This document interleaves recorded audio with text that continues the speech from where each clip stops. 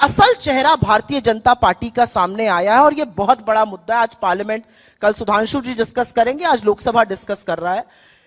मनरेगा से ना सिर्फ महात्मा गांधी का नाम हटाया जा रहा है, लेकिन मनरेगा जो एक कानून था, जो काम की गारंटी देता था, जो शायद ऐसे 5 सितारा होटल में बैठे हुए लोग उसका मूल्य ना समझ सके, मुझे लगता है काफी लोग समझते होंगे, जिसने ग्रामीण अंचल को, जिसने गांव देहातों में काम करने वाले लोगों के हाथ में मजबूती दी, ग्रामीण अर्थव्यवस्था की पृष्ठभूमि बदल दी, जो कोरोना काल में संजीवनी साबित हुआ, उसको डिमांड की जो एक डिमांड बेस्ड योजना थी काम की, उससे हटाकर उसमें तमाम शर्तें लगाई जा रही हैं, राज्यों के सिर पर ठीकरा फोड़ा जा रहा है, खर्चे का अनिवार्य निलंबन के दिन किए जा रहे हैं, ग्राम सभाओं और पंचायतों को कहीं ना कहीं बिल्कुल कमजोर किया जा रहा है।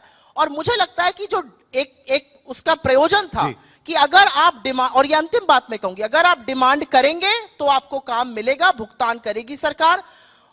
अब अगर फंड तक काम मिल गया तो ठीक है, वरना हाथ झाड़ के काम SIR पर मैं सुधांशु जी से पूछूंगा, मगर उससे पहले फॉलो अप क्वेश्चन आपसे पूछता हूं कि सबसे बड़ी आपत्तिजनक वोट चोरी तो आपने जिक्र कर दिया और इसी पर मगर 2025 की आप सबसे बड़ी बात अगर मान रहे हैं ये रीनेमिंग, तो इसका की वजह क्यों है? मैं रीनेमिंग नहीं, मैं पूरी स्कीम को खत्म करने की बात कर रही हूं। आपको इस वजह से आपत्ति है जी राम जी नाम लगाया गया, या फिर आपको लगता है कि स्कीम की अहमियत खत्म की जा रही? I am a practicing Hindu, मैं सनातन संस्कृति के परिवेश से आती हूं, मैं सनातन संस्कृति में विश्वास करती हूं, मैं श्री राम को अपना आदर्श मानती हूं। मेरे लिए श्री राम, मर्यादा पुरुषोत्तम श्री राम एक एक्रोनिम का नाम नहीं है। रोजगार आजीविका मिशन मेरे लिए श्री राम नहीं है। श्री राम मेरे आराध्य हैं, श्री राम मेरे प्रभु हैं, पहली बात। दूसरी बात, इनकी विचारधारा के गोडसे ने गांधी को मारा था, चौथी गोली इन्होंने अब गांधी का नाम हटा के मान दी। लेकिन मुझे नाम से ज्यादा दिक्कत, जिस तरह से स्कीम को खत्म किया जा रहा है, जिस तरह से स्कीम को एक डिमांड बेस्ड कानून की जो गारंटी थी काम की, वो हटाया जा रहा है, उस पर आपत्ति। सुधांशु जी देखिए, वोट चोरी के ऊपर भी मैं बिल्कुल स्पष्ट बताना चाहता हूं देश की जनता को। बिहार का चुनाव संपन्न हुआ है, पिछले 35 साल से यूपी बिहार में कांग्रेस के पास है क्या जो चोरी हो गया? 1990 में कांग्रेस के पास 71 सीट्स थी बिहार विधानसभा में, 24% वोट था, 107 पे जमानत जब्त हुई थी। वहां से 1995 में घट के वोट 16% पे आया, सन 2000 में वोट घट के 12% पे आया। 2010 की बात कर रहा हूं, इनकी सरकार समय कांग्रेस को 4 सीटें मिली, 6% वोट मिला, 231 पे जमानत जब्त हुई।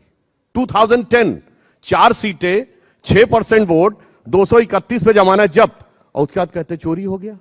जो मैंने पार्लियामेंट में बोला है कि हालत तो यह है कि फटक चंद गिरधारी, ना लुटिया ना थारी, और चौराहे पे चीख रहे हैं चोरी हो गई हमारी। अब मैं दूसरा उदाहरण बताना चाहता हूं। केरल का चुनाव हुआ, वहां तो हम नहीं है ना। केरल में हमेशा एक बार यूडीएफ एक बार एलडीएफ आता था, ये पिछले 30-40 साल से चल रहा था। पहली बार ऐसा हुआ, अब ये संयोग मानिए या प्रकोप मान लीजिए, कि जब से राहुल गांधी जी वहां पर गए, इस बार पहली बार ऐसा हुआ कि यूडीएफ नहीं आ पाई, एलडीएफ के बाद दोबारा एलडीएफ आ गई।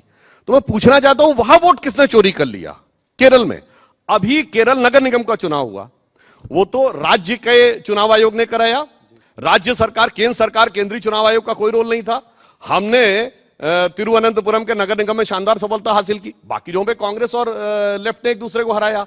तो अब ये लेफ्ट बताएं कि क्या उनका वोट कांग्रेस ने चोरी किया, या कांग्रेस बताए कि उसने क्या वोट लेफ्ट का चोरी किया। इसलिए मैं कहना चाहता हूं, और एक और फैक्ट, 2014 के बाद 73 स्टेट असेंबली इलेक्शंस हुए, 40 एनडीए जीता है और 33 में विपक्ष जीता है।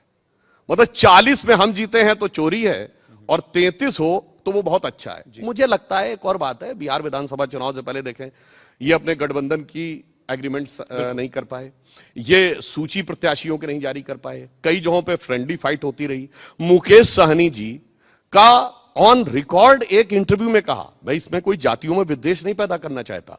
उन्होंने अपनी जाति का नाम लेके कहा कि निषाद समाज की अधिकतर प्रताड़ना यादव समाज के द्वारा हुई है, इस कारण से हमें वोट ट्रांसफर कराने में समस्या आ रही है। तो इसका मतलब नेता मिले हुए थे, धरातल पे वोट नहीं मिला हुआ था, इस कारण से समस्या। और लास्ट में एक और बात कहूंगा, हमारे यहां बूथ लेवल सम्मेलन होते हैं, आपने कांग्रेस में कितनी बार देखा है होते हुए? मंडल लेवल के सम्मेलन, पन्ना प्रमुख होने की बात।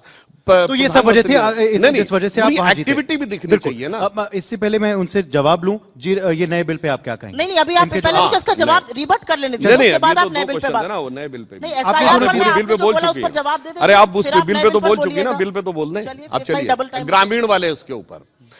अब मैं बिल पे बताना चाहता हूं, देखिए साहब 2005 में जो मनरेगा आया था, तब से अब तक बहुत परिवर्तन आ गया है गांवों में।